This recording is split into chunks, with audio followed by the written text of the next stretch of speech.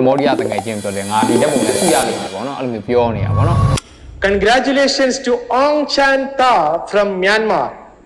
Many congratulations on winning the top prize of $10,000 US. ကျွန်တော်ဘဝမှာပထမဆုံးအနေနဲ့ဒေါ်လာ1000ရခဲ့ခုလေဒီစုရတဲ့ပုံလေးအကြောင်းပြောပြပေးသွားချင်ပါတယ်ဒီတဲ့ပုံလေးကဒါကျွန်တော်ဘဝမှာပေါ့နော်ပထမဆုံးအင်ဒိုနီးရှားခီးစဉ်မှာကျွန်တော်ရိုက်ခဲ့တဲ့ပုံလေးဖြစ်တယ်ပေါ့နော်ကျွန်တော်ပထမဆုံးအနေနဲ့ပြည်ပကိုသွားဘူးတဲ့ခီးစဉ်လည်းဖြစ်ပါတယ်ဒါ2022ခုနှစ်မှာကျွန်တော်အာဆီယံ project အနေနဲ့ပေါ့နော်ကျွန်တော်အင်ဒိုနီးရှားနိုင်ငံကိုသွားခွင့်ရခဲ့တယ်အဲ့တော့ကျွန်တော်ကစိတ်ထဲမှာတွေးတာပေါ့နော်အင်ဒိုနီးရှားဆိုတော့ကျွန်တော်တို့ဓာတ်ပုံသွားရိုက်ခင်တဲ့ဒီ promo မီတောင်နဲ့တထက်တယ်ပဲဆက်တယ်မှာတိုက်ပြီးတော့ပြေးမြင်မိတာပေါ့နော်ကျွန်တော်လည်းဒီလိုပုံလေးစိတ်ထားတာအများကြီးရိုက်ကူးကျင်တာပေါ့နော်ကျွန်တော်ရဲ့အိမ်မက်တစ်ခုပဲအဲ့တော့အဲ့ဒီနေရာကိုရောက်လက်စားတဲ့ငါအင်ဒိုနီးရှားရဲ့အဲ့ promo မီတောင်ကိုသွားမယ်ဆိုပြီးစိတ်ကူးထားတာတကယ်တမ်းကျွန်တော်ရောက်သွားတဲ့နေရာနဲ့အဲ့ဒီ promo မီတောင်တွေကတောင်ပြားနဲ့မြောက်ပြားအရန်ဝေးတယ်ပေါ့နော်ဒါပေမဲ့လည်းကျွန်တော်ပတ်စံလေးစုရတာအဲ့တော့ဒေါ်လာ900လားမသိပါသွားတယ်ပေါ့နော်ပါသွားတဲ့ခါကျတော့မဖြစ်အောင်တော့ရောက်အောင်သွားမယ်ဆိုပြီးတော့မှကျွန်တော်စိတ်ကူးထားတယ်ရက်ကိုလည်းကျွန်တော်ပြန်မဲ့ဒီလေရင်ချိန်နဲ့ကျွန်တော်ခွာခိုင်းထားတယ်ပေါ့နော်ဟိုရောက်တော့ကျွန်တော်တို့ဓာတ်ပုံဆရာတွေလူငယ်တွေနဲ့ဆုံရတယ်အဲ့မှာကမ္ဘောဒီးယားကျွန်တော်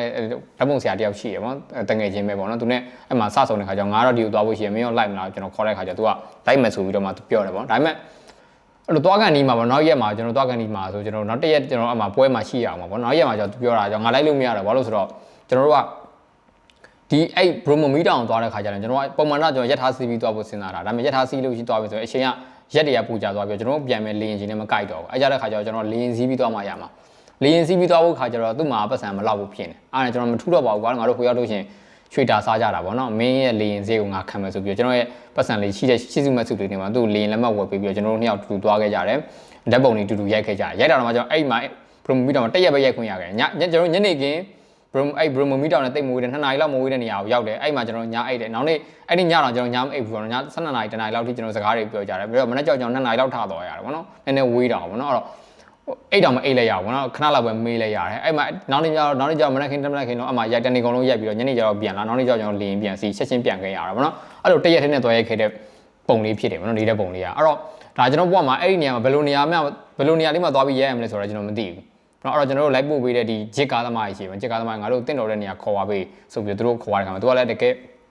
လူတွေအလဲများတဲ့ပေါ့နော်ဒီ promo မီတောင်ကိုလှမ်းပြီးတော့မြင်ရတဲ့ဒီ view point တစ်ခုကျွန်တော်တို့ခေါ်သွားပေးရပါမနက်ခင်းအစောကြီးပေါ့နော်နေမတော့ခင်တည်းကကျွန်တော်တို့ရောက်နေတာကျွန်တော်မှ tripod တွေပိုင်းနဲ့တရားထိုင်ပြီးရိုက်နေတော့ဟာနေရတဖြည်းဖြည်းနဲ့ထွက်လာတဲ့ခါမှာဆိုဒီနေရာအရန်လှတာပေါ့နော်ကျွန်တော်လည်းအရန်သဘောကျတယ်ပေါ့နော်အဲ့တော့ရိုက်ကူးနေတော့မှကျွန်တော်အဲ့ကမ္ဘောဒီးယားတငယ်ချင်းပြောတယ်ငါဒီဓာတ်ပုံနဲ့စုရလိမ့်မယ်ပေါ့နော်အဲ့လိုမျိုးပြောနေတာပေါ့နော်အဲ့လိုမျိုးပြောပြီးကျွန်တော်တို့ဓာတ်ပုံတွေပါရိုက်ပြီးတော့မှပြန်လာကြတယ်အဲ့ဒါနဲ့ကျွန်တော်ပြိုင်တဲ့ခါကျ2023လား24လားမသိဘူးပေါ့နော်အဲ့မှာကျွန်တော်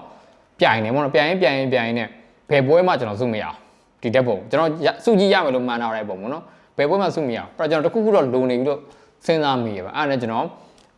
်ဒီဓာတ်ပုံတေချာလေး edit ပြန်လုပ်လိုက်တယ်ပေါ့နော် edit ပြန်လုပ်ပြန်လိုက်တဲ့ခါမှာဆိုရင်ဒီ green stone ကလုပ်တဲ့ဓာတ်ပုံပြန်ပွဲမှာကျွန်တော်အမြင့်ဆုံးစုဖြစ်တဲ့ဒါ first prize winner စုရပြီးတော့မှ American dollar 1000ထိကိုကျွန်တော်ရခဲ့တယ်ပေါ့နော်ဒါအဲ့ချိန်တော့ဒါကျွန်တော်ဘဝအတွက်အမြင့်ဆုံးစုကြီးဖြစ်ခဲ့ပါတယ်အဲ့တော့ဒီဓာတ်ပုံဒီစုလေးနဲ့ပတ်သက်ပြီးတော့မှကျွန်တော်ရလိုက်တဲ့သင်ခန်းစာပါလဲဆိုတော့ခါကြလို့ကျွန်တော်တို့စိတ်ထဲမှာပေါ့နော်ဒီဓာတ်ပုံကတော့စုကြီးရမှာပဲဆိုပြီးတော့မှယုံကြည်နေတဲ့ဓာတ်ပုံတွေရှိကောင်းရှိလိမ့်မယ်ပေါ့နော်ဒါပေမဲ့တကယ်ပြိုင်တဲ့ခါကြလို့ရှိရင်လုံးဝမရတဲ့ခါမျိုးတွေကြုံဘူးလိမ့်မယ်ပေါ့နော်အဲ့ဒီခါမျိုးတွေမှာဆိုကျွန်တော်တို့အနေနဲ့ဒီဓာတ်ပုံအချင်းချင်းခါပြန်ပြီးတော့မှသုံးသပ်တင်တယ်ပေါ့နော်ကျွန်တော်ဆိုလဲအဲ့လိုမျိုးအချင်းချင်းခါပြန်သုံးသပ်တယ် cropping လေးလိုနေလား editing လေးလိုနေတာဒါမှမဟုတ်ကိုပြိုင်နဲ့ပြိုင်ပွဲနဲ့မကိုက်လို့လားစသဖြင့်ကျွန်တော်အမျိုးမျိုးပြန်လဲသုံးသပ်ပြီးတော့မှကျွန်တော်ထက်ခါပြန်လေးရှိရပေါ့နော်အဲ့လိုမျိုးပြန်လဲသုံးသပ်ပြီးတော့မှပြန်ပြီးတော့မှ edit လုပ်ပြီးတော့မှထက်ခါပြန်လို့စုတွေပြန်ပြီးတော့မှရလာတဲ့ပုံတွေကျွန်တော်မှအများကြီးရှိရပေါ့နော်ဒါနောက်ပိုင်းကျွန်တော်ကြုံလို့ရှင်လဲပြောပြပေးသွားမယ်အဲ့တော့ပြောချင်တာတစ်ခါကြလို့ရင်ကိုယ်နှလုံးသားယုံကြည်နေတဲ့အရာတွေဆိုလဲကျွန်တော်တို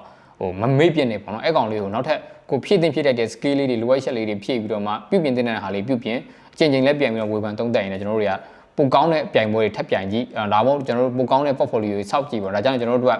လိုအပ်တဲ့ကျွန်တော်လိုချင်တဲ့ပေါ့နော်အောင်မြင်မှုတွေဒါကျွန်တော်လိုချင်တဲ့ရလက်ကောင်းတွေရလာနိုင်တယ်ပေါ့နော်အဲ့တော့ခါကျရင်ကိုယုံကြည်နေတဲ့အရာတွေလည်းမမေ့ပြစ်လိုက်နဲ့ပေါ့နော်အဲ့မှာဒီနေ့လေးတစ်ခုခုနဲ့ jam ဖြစ်နေလို့ဖြစ်ရင်လည်းဖြစ်နိုင်မယ်အဲ့အချိန်မျိုးတွေမှာဆိုကျွန်တော်တို့ကလက်မလျှော့လိုက်ပဲနဲ့ထက်ခါကျိုးသွားဖို့လိုတယ်ပိုကောင်းလုပ်သွားဖို့လိုတယ်ပေါ့နော်နောက်ပိုင်းမှာလည်းကျွန်တော်ဒီလိုအဲ့လိုပိုကောင်းလုပ်ရင်လည်းရလာတဲ့စုလေးတွေကြောင့်ထပ်ပြောပြပေးချင်ပါတယ်နောက်ထပ်ဗီဒီယိုတွေမှာနောက်ထပ်ဆွဲထားတဲ့ဓာတ်ပုံတွေနဲ့ထပ်ပြီးတော့မှစောင့်ကြပါမယ်